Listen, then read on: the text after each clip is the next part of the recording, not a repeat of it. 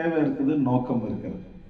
தேவை என்னங்க? நபி ஸல்லல்லாஹு அலைஹி வஸல்லம் அவங்க பேர்ல அதிகமாக செலவாத்து ஓதுறது, நபி ஸல்லல்லாஹு அலைஹி வஸல்லம் அவங்க பேர்ல கண்ணியமான முறையில் மஹப்பத்தான முறையில் இங்கிருந்து கிளம்பும் போது சுண்ணத்தை நாம் ஆரம்பிச்சிடணும். இங்கிருந்து நம்ம கிளம்பும் போது சுண்ணத்தை என்ன சுண்ணத்துங்க? பிரயாணத்துடைய 2 ரக்காயத்து தொழுகிறது சுண்ணத்தாக இருக்கிறது. இது நம்ம வாழ்க்கையில் இதை கொண்டு வந்துடணும்.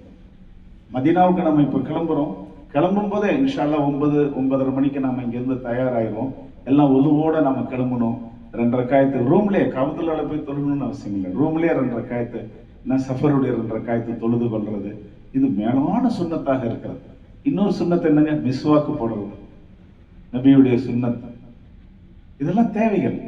மிஸ்வாக்கு போடுறது நம்ம இடத்துல பழக்கத்துக்கு கொண்டு வந்துடணும். அதே மாதிரி இங்கிருந்து போகும்போது செலவாத்து ஒதுக்கிட்டே இருக்கு. நம்ம ஊர்ந்து வரும்போது தல்பியா ஒதுக்கிட்டே வந்தோம் இல்லைங்களா? ஏகாம் அணிஞ்சு தல்பியா ஒதுக்கிட்டே வந்தோம். இங்கிருந்து நம்ம கிளம்பும்போது செலவாத்து ஒதுக்கிட்டே போகிறோம். செலவாத்து இங்கிருந்து ரூம்ல இருந்து கிளம்பும்போது நம்ம அது இப்படி இது இப்படி அதெல்லாம் எதுவுமே வேண்டாம்.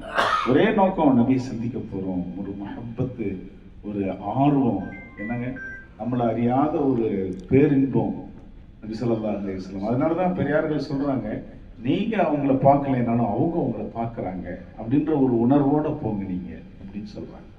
இப்போ நாளைக்கு நாம் இங்கிருந்து கிளம்பும்போது 2 ரக்காயத் தஹியத்துல் மஸ்ஜித் தொழுகிறது, செலவாத்து ஓதிட்டு நம்ம ரூம்ல இருந்து வெளியில கிளம்புறது, என்னங்க பஸ்ஸில் ஏறி உட்காந்து நம்ம சஃபருடைய துவா ஓதுனதுக்கப்புறம் மறுபடியும் செலவாத்துகளை ஓதிக்கிட்டே நம்ம போகிறது. முடிஞ்ச அளவு செலவாத்துகள் எவ்வளோ முடியுமோ எண்ணிக்கை வச்சுக்கலாம். ஒரு டைம் ஆரம்பிச்சோன்னு சொன்னால் 100 விடுத்தம் ஓதிட்டீங்கன்னு சொன்னால் ஒரு 10 தரம் ஓதுனா 1000 செலவாத்து ஆகி போயிடும். ரொம்ப லேசாக ஸல்லல்லாஹு அலைஹி முஹம்மது ஸல்லல்லாஹு அலைஹி. ஆனால் என்னன்னு சொன்னால் ஒரு பெரிய சோதனை, நம்மளால ஓத முடியாது.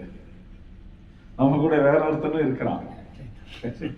ஆமா, நமக்கு வேற ஏதோ கவனங்கள். அப்பதான் போன் வரும், நம்ம எடுப்போம், அப்பதான் போன் வரும், பேச்சு வரும், எல்லாமே வரும்.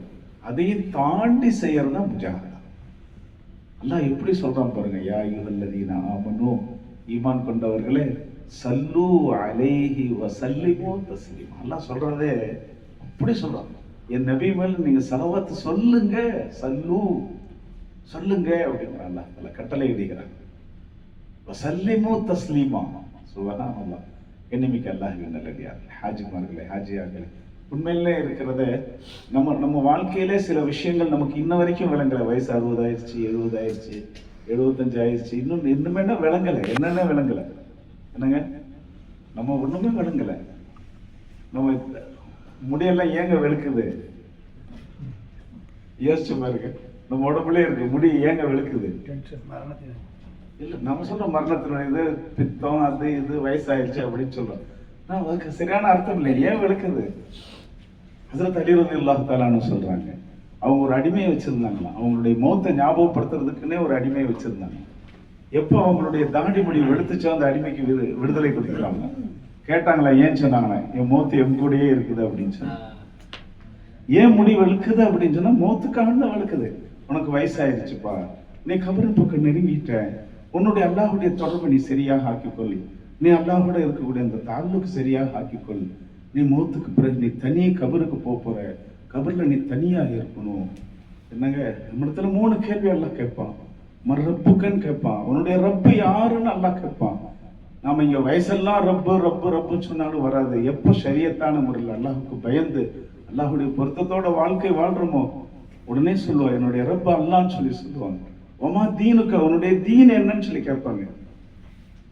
கண்ணியமிக்க அல்லாஹ்வின் நல்லடியார்களே, கபர்ல அந்த 3 கேள்விக்கு நம்ம பதில் சொல்லியே ஆகணும்.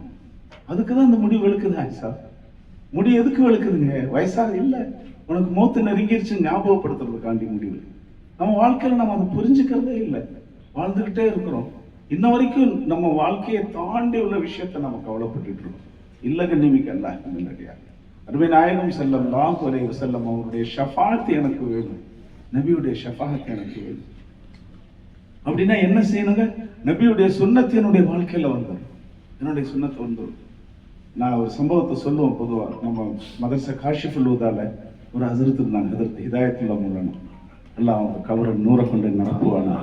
பெரிய மகான், 1000 ஆபீஸ்களை உருவாக்கி இருக்காங்க தமிழகத்துல. 50 வருஷம் குர்ஆனை ஹிஃப்ஸுக்காண்டி உஸ்தாதா இருந்திருக்காங்க. ஹஸரத் ரொம்ப பணிவானவங்க.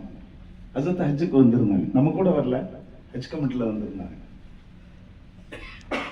ஹசரத்தை சொன்ன விஷயம் எங்க சொன்னாங்கன்னா, ஹஜ்ஜு முடிச்சுட்டு திரும்பி இந்தியாவுக்கு வந்ததுக்கு அப்புறம் ஹசரத் சொன்னாங்க, குறிப்பா சில பேர்கள் உட்கார்ந்து பேசும்போது சொன்னாங்க, நான் மஸ்ஜித் நபவிக்கு நான் போனேன், 1ஆம் நம்பர் கேட்டுக்கு முன்னாடி உள்ளுக்குள்ள போறதுக்காண்டி உள்ள நுழைஞ்சேன், எனக்கு பயம் வந்துருச்சு, நான் இது வரைக்கும் எந்த சுன்னத்தையும் சரியான ஹயாத்தாக ஆக்கலையே, நான் எப்படி நபி முன்னாடி போய் நிற்பேன் அப்படின்னு எனக்கு ஒரு பயம் வந்துருச்சு, என்னால் உள்ள போக முடியல, நான் 1ஆம் நம்பர் கேட்லயே முன்னாடியே உட்கார்ந்துட்டேன், பாபு சலாம்லயே அங்கேயே உட்கார்ந்துட்டு அப்படியே தொழுதுட்டு வந்துட்டேன். கடைசி 7வது நாள் நானே என்னை கொஞ்சம் ஆசுவாசப்படுத்தி நபியை சந்திக்கணுமேன்ற ஒரு ஆசையில நான் உள்ள நுழைஞ்சு போய் சலாம் சொல்லிட்டு வெளியில வந்தேன். என்னால முடியல அப்படின்னு சொல்லி அழுதாங்க, போன்னு அழுதாங்க.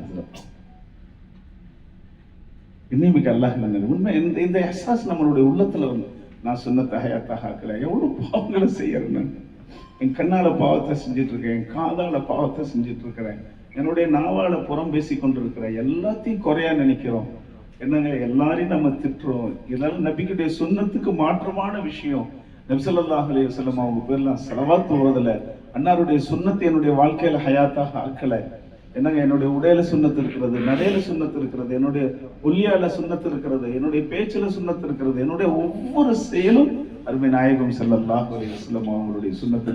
செருப்பு போடுறதுல கூட சுன்னத்து இருக்குதுங்க, பாத்ரூமுக்கு போறதுல கூட சுன்னத்து இருக்குதுங்க, பள்ளிவாசலுக்குள்ள போகிறதுல கூட சுன்னத்து இருக்குது, எல்லா விஷயத்திலுமே சுன்னத்து இருக்கிறது.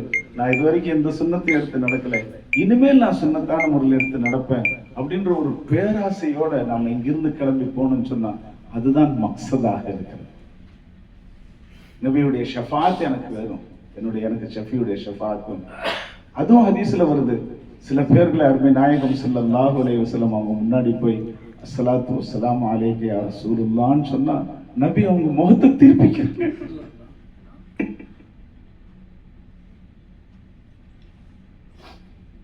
நபி முகத்தை திருப்பிட்டா அல்லாஹ் திரும்பி பார்க்க மாட்டான். ஞாபகத்துல வச்சு